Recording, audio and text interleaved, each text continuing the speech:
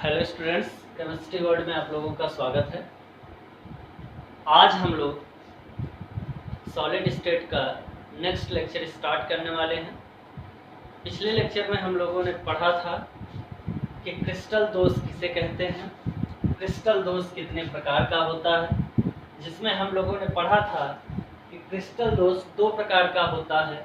एक होता है इलेक्ट्रॉनिक क्रिस्टल दोष और दूसरा होता है परमाणविक क्रिस्टल दोष, यानी इलेक्ट्रॉनिक अपूर्णता और परमाणविक अपूर्णता। आज हम एक एक के बारे में पढ़ते हैं बेटा। सबसे पहले हम ये देखते हैं कि इलेक्ट्रॉनिक अपूर्णता होती क्या है।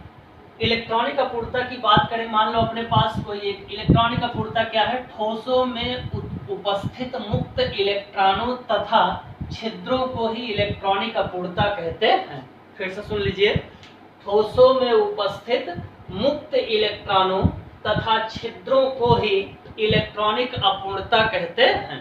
अब जरा हम ये देखते हैं कि मुक्त इलेक्ट्रॉन क्या होते हैं और उसमें छिद्र कैसे कहां से बनते हैं। जैसे मान लो अपने पास कोई एक एग्जांपल है, सपोज दैट अपने पास कॉपर का एक एग्जांपल है, अपने पास एक कॉपर मेटल है। तो आपको पता है कि कॉपर मेटल होगा तो इसका एक न्यूक्लियस होगा, इसके पास सेल होंगे। क्लियर है। अब ये आउटर मोस्ट ऑर्बिट का सेल में उपस्थित इलेक्ट्रॉन है और ये इनर ऑर्बिट में उपस्थित इलेक्ट्रॉन है। जब हम इस एटम को एनर्जी देते हैं तो इनर सेल का इलेक्ट्रॉन जंप करके कहां पहुंचता है, आउटर सेल में पहुंचता है। और जब ये इलेक्ट्रॉन जंप करके आउटर सेल में पहुंचेगा, अर्थात इसकी एनर्जी बढ़ेगी और इसकी एनर्जी बढ़ेगी तो ये अपने इनर सेल से आउटर सेल में जाएगा। तो यहाँ पर ये एक वैकेंट स्पेस छोड़ करके जाएगा। इसी वैकेंट स्पेस को हम लोग क्या बोलते हैं, छिद्र। और यही इलेक्ट्रॉन जो होता है उस पूरे के पूरे मेटल में इलेक्ट्रिसिटी को कंडक्ट करने का काम करता है। यानी ये इलेक्ट्रॉन पूरी तरीके से फ्री होता है, जिसके कारण उस मेटल में, उस धातु में इलेक्ट्रिसिटी, विद्युत धारा आसानी से प्रवाहित होती है। तो जब ये अपनी जगह को छोड़ेगा तो उस मेटल में अपूर्णता आएगी और उस अपूर्णता को, चूंकि ये इलेक्ट्रॉन है इसलिए इस अपूर्णता को हम लोग क्या बोलते हैं, इलेक्ट्रॉनिक अपूर्णता। क्लियर है यहाँ तक? फिर से सुन लो, इलेक्ट्रॉनिक अपूर्णता क्या है, ठोसों में उपस्थित मुक्त इलेक्ट्रॉनों तथा छिद्रों को ही इलेक्ट्रॉनिक अपूर्णता कहते हैं। और अर्थात ये आएंगे कैसे, यानी जब हम किसी मेटल को हीट करते हैं, उसको एनर्जी प्रोवाइड करते हैं, तो एनर्जी प्रोवाइड करने से उसके जो इनर सेल के इलेक्ट्रॉन होते हैं वो जंप कर जाते हैं आउटर सेल में और वो न्यूक्लियस के फोर्स ऑफ अट्रैक्शन से फ्री हो जाते हैं। और न्यूक्लियस के फोर्स ऑफ अट्रैक्शन से फ्री होने के कारण जब वो मुक्त हो जाएंगे, नाभिक के नाभिकीय बल से पूर्णतया मुक्त हो जाएंगे, तो इन इलेक्ट्रॉनों को हम कहते हैं मुक्त इलेक्ट्रॉन। और ऐसे इलेक्ट्रॉन विद्युत धारा को प्रवाहित करते हैं, अर्थात इलेक्ट्रॉन पर चार्ज माइनस होता है और विद्युत धारा पॉजिटिव चार्ज की होती है। जैसे ही माइनस को पॉजिटिव मिलती है तो इलेक्ट्रॉन उसके डायरेक्शन में फ्लो होता है और धारा इलेक्ट्रॉन के फ्लो होने के डायरेक्शन के अपोजिट डायरेक्शन में फ्लो होती है। मतलब इलेक्ट्रॉन जिस दिशा में भागता है विद्युत धारा उसके विपरीत दिशा में चलती है। और इस प्रकार से उत्पन्न दोष को या इस प्रकार के उत्पन्न अपूर्णता को हम लोग कहते हैं इलेक्ट्रॉनिक अपूर्णता। इसको एक नाम से और भी पूछा जा सकता है, इलेक्ट्रॉनिक दोष। क्लियर है यहाँ तक? चलिए आगे बढ़ते हैं। हम लोग परमाणविक अपूर्णता की बात करते हैं, देखते हैं परमाणविक अपूर्णता होती क्या है। परमाणविक अपूर्णता किसी न किसी क्रिस्टल की बात करेंगे, जैसे NaCl के क्रिस्टल की बात करें। NaCl का क्रिस्टल ले लें, अगर अपने पास मान लीजिए NaCl का क्रिस्टल है तो आपको पता है कि हम इसको तोड़ेंगे तो हमें दो प्रकार के आयन मिलेंगे, एक Na+ मिलेगा और दूसरा क्या मिलेगा, Cl- मिलेगा। क्लियर है यहाँ तक? अब ये जो NaCl का क्रिस्टल है वो दो आयनों से मिलकर के बना हुआ है, Na+ और Cl-। तो परमाणविक अपूर्णता होती क्या है, देखिए क्या होती है, घटक कणों का मतलब जिससे मिलकर के वह क्रिस्टल बना हुआ है। हो सकता है कि वह क्रिस्टल अणुओं से बना हो सकता है कि वह क्रिस्टल परमाणुओं से बना हो सकता है कि वह क्रिस्टल आयनों से बना हो। तो जिससे भी वह मिलकर के बना हुआ है उसकी व्यवस्था में जो अनियमितता के कारण दोष उत्पन्न होता है, उसी दोष को हम लोग क्या बोलते हैं, परमाणविक दोष। क्लियर है यहाँ तक? यानी किसी भी क्रिस्टल में जो घटक कण हैं, उन घटक कणों की व्यवस्था में अगर कोई अनियमितता पाई जाती है तो उसे हम कहते हैं परमाणविक अनियमितता, अथवा हम उसे कहते हैं परमाणविक दोष। जैसे मान लीजिए NaCl का क्रिस्टल है, तो आपको पता है कि NaCl का जो क्रिस्टल होगा वो क्रिस्टलाइन फॉर्म में होगा, अर्थात उसकी एक क्रमिक व्यवस्था होगी Na+Cl-, Na+Cl-, Na+Cl-, इस तरीके से वो व्यवस्थित होगा। अगर उस क्रिस्टल जालक में से कोई भी आयन, जैसे सपोज दैट अपने पास Na+ हो, Cl- हो, अगर Na+ और Cl- कोई भी आयन मिसिंग हो जाता है, हट जाता है अपनी जगह से, तो इस प्रकार से वो क्रिस्टल में दोष उत्पन्न हो जाता है, और इस प्रकार का दोष क्या कहलाता है? परमाणविक अपूर्णता अथवा परमाणविक दोष। क्लियर है यहां तक सबको? चलिए आगे बढ़ते हैं। परमाणविक अपूर्णता दो प्रकार की होती है, एक बिंदु दोष होता है और एक जालक दोष होता है। तो हम एक एक के बारे में पढ़ते हैं कि बिंदु दोष क्या होता है और जालक दोष क्या होता है। परमाणविक अपूर्णता दो प्रकार की, एक बिंदु दोष, दूसरा जालक दोष। बिंदु दोष की बात करें तो बिंदु दोष क्या है? क्रिस्टल में किसी परमाणु अथवा परमाणु समूह के निकट कणों के सामान्य आवर्ती व्यवस्था से विचलित होने के फलस्वरूप उत्पन्न दोष को हम क्या कहते हैं? बिंदु दोष कहते हैं। क्लियर है यहाँ तक? फिर से सुन लीजिए मतलब क्या है इसका।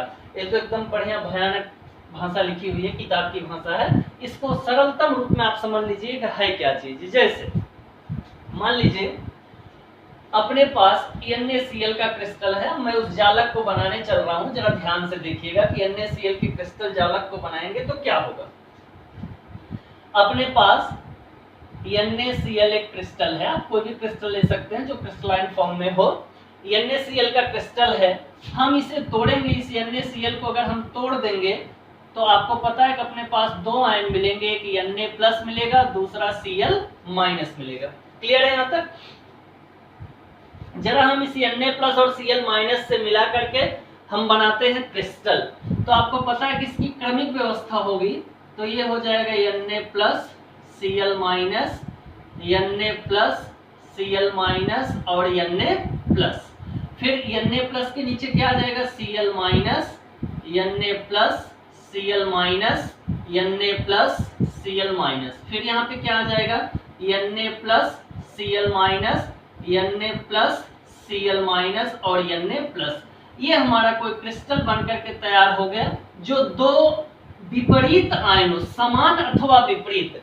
समान अथवा विपरीत का मतलब इस पे एक यूनिट पॉजिटिव चार्ज है, इस पर एक यूनिट निगेटिव चार्ज है, ये दोनों समान है, एक यूनिट इस पर है, एक यूनिट इस पर है, और दोनों आपस में विपरीत है, अर्थात ये धनावेशित है और ये क्या है? ऋणावेशित है। क्लियर है यहाँ तक?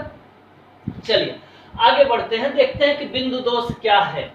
अब मान लीजिए कि यहाँ से इस पूरे क्रिस्टल से सपोज दैट ये Cl- मिस हो जाए, यहाँ से Cl- हट जाए, या Na+ यहाँ से हट जाए, तो ये पूरा का पूरा क्रिस्टल जो होगा, यहाँ पर एक वैकेंट स्पेस आ जाएगा, और इसी वैकेंट स्पेस को हम कहते हैं बिंदु दोष। क्लियर है यहाँ तक? बिंदु दोष क्या होता है?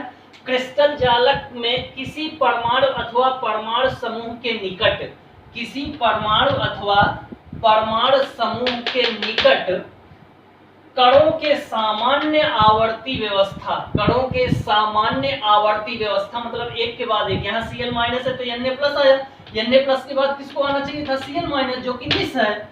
आवर्ती व्यवस्था से विचलित होने के फलस्वरूप ये यहाँ से हट जाए, विचलित होने के फलस्वरूप उत्पन्न दोष को बिंदु दोष कहते हैं, अर्थात जब यहाँ से Cl- हटेगा तो ये Na+ और ये Na+ दोनों आमने सामने हो जाएंगे, और आमने सामने होने की वजह से इनके बीच फोर्स ऑफ रिपल्सन वर्क करने लगेगा, और यही रीजन है कि क्रिस्टल में क्या उत्पन्न हो जाएगा?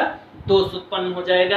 तो इस प्रकार के दोष को हम लोग क्या बोलते हैं? बिंदु दोष कहते हैं। क्लियर है यहाँ तक? चलिए आगे बढ़ते हैं, देखते हैं कि बिंदु दोष कितने प्रकार का होता है।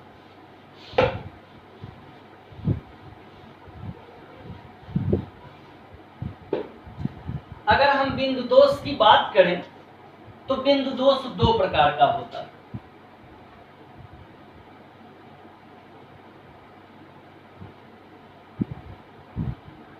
बिंदु दोष दो प्रकार का होता बिंदु दोष कितने प्रकार का होता है? 2 प्रकार का होता है। सबसे पहला पॉइंट है स्टाइकियोमेट्रिक दोष और दूसरा है नॉन स्टाइकियोमेट्रिक दोष। पहला है आपका स्टाइकियोमेट्रिक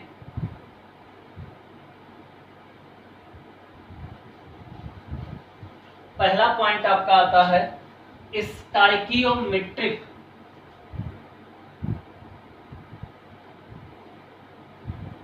स्टाइसियो बोलते हैं,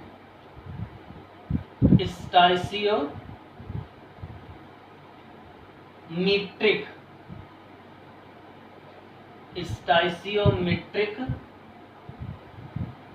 दोष और दूसरा होता है नॉन स्टाइसियोमेट्रिक दोष। नॉन स्टाइसियोमेट्रिक दोष ये 2 प्रकार के होते हैं। बिंदु दोष 2 प्रकार का होता है, एक होता है स्टाइसियोमेट्रिक दोष और दूसरा होता है नॉन स्टाइसियोमेट्रिक दोष। अब जरा एक एक के बारे में पढ़ते हैं, देखते हैं स्टाइसियोमेट्रिक दोष क्या होता है और नॉन स्टाइसियोमेट्रिक दोष क्या होते हैं। सबसे पहला पॉइंट पढ़ते हैं स्टाइसियोमेट्रिक दोष। स्टाइसियोमेट्रिक दोष देखते हैं कि स्टाइसियोमेट्रिक दोष होता क्या है। देखिए स्टाइसियोमेट्रिक दोष जो होता है, जैसे मान लीजिए अपने पास NaCl का क्रिस्टल है, सपोज दैट, और इस क्रिस्टल में 100 एटम यानी 100 एटम 100 परमाणु Na प्लस का है और 100 परमाणु Cl माइनस का है। सुनिएगा ध्यान से, अपने पास कोई एक क्रिस्टल है, NaCl का क्रिस्टल है, और इस NaCl के क्रिस्टल में 100 परमाणु Na प्लस के हैं और 100 परमाणु Cl माइनस के हैं, यानी कि Na प्लस आयन का कितना है 100 और Cl माइनस का कितना है 100। अब जरा हम इनका अनुपात निकालेंगे तो देखिए भाई 100/100 कितना आ जाएगा? 1 आ जाएगा। क्लियर है यहाँ तक? किसी कोई दिक्कत? यानी ये जो आयन है, समान अथवा विपरीत आयन जो है, इनका अनुपात कितना आया? 1 आया। मान लीजिए कि इस NaCl के क्रिस्टल में से, यानी जो 100 आयन Na प्लस के हैं, उसमें से एक Na प्लस निकल जाए तो कितना Na प्लस बचेगा अपने पास? 99 Na प्लस। और एक Cl माइनस भी निकल जाए तो कितना Cl माइनस बचेगा? 99 Cl माइनस। अब अगर हम इनका अनुपात कैलकुलेट करेंगे तो 99/99 ये कितना हो जाएगा भैया? 1 हो जाएगा। क्लियर है यहाँ तक? तो ऐसा दोष जिसमें क्रिस्टल में उपस्थित परमाणु, अणु अथवा आयन, ऐसा दोष जिसमें क्रिस्टल में उपस्थित परमाणु, अणु अथवा आयन के अनुपात पर कोई प्रभाव न पड़े, ऐसे दोष को हम क्या कहते हैं? स्टाइसियोमेट्रिक दोष। फिर से सुन लीजिएगा। देखिए पहले कितने थे? 100/100 1 आया, फिर हमने एक Cl माइनस एक Na प्लस Cl माइनस को बाहर किया, 99 हुआ। 99/99 ये कितना हो जाएगा? 1। यानी इनके अनुपात देखिए आपस में सेम है, इनके अनुपात में कोई डिफरेंस नहीं है। क्लियर है यहाँ तक? यानी हम कह सकते हैं ऐसा दोष जिसमें क्रिस्टल जालक में उपस्थित घटक कणों के अनुपात पे कोई प्रभाव न आए, ऐसे दोष को हम क्या कहते हैं? स्टाइकियोमेट्रिक दोष। यानी हम लिख सकते हैं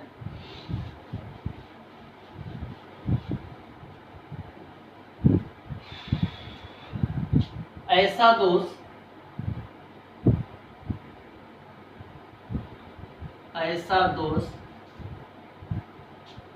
जिनमें क्रिस्टल जालक में उपस्थित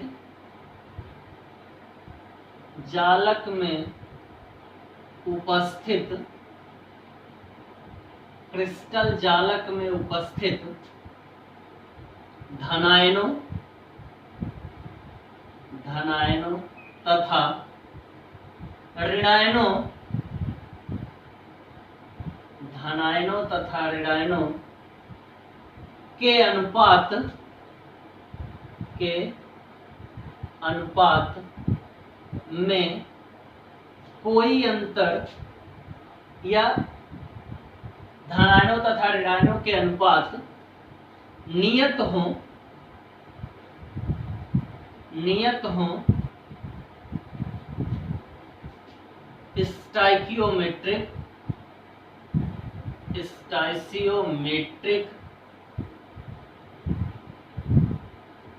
स्टोइचियोमेट्रिक दोष कहलाता है।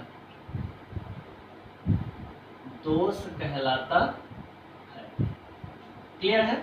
जिनके धनायनों तथा ऋणायनों के अनुपात सदैव क्या हो? नियत हो, उनमें कोई अंतर ना आए, तो ऐसे दोष को हम लोग क्या बोलते हैं? स्टोइचियोमेट्रिक दोष। क्लियर है आपको यहाँ तक?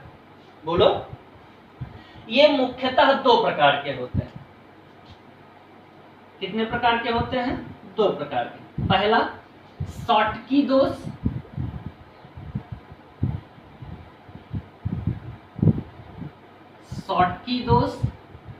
और दूसरा होता है फ्रेंकेल दोष।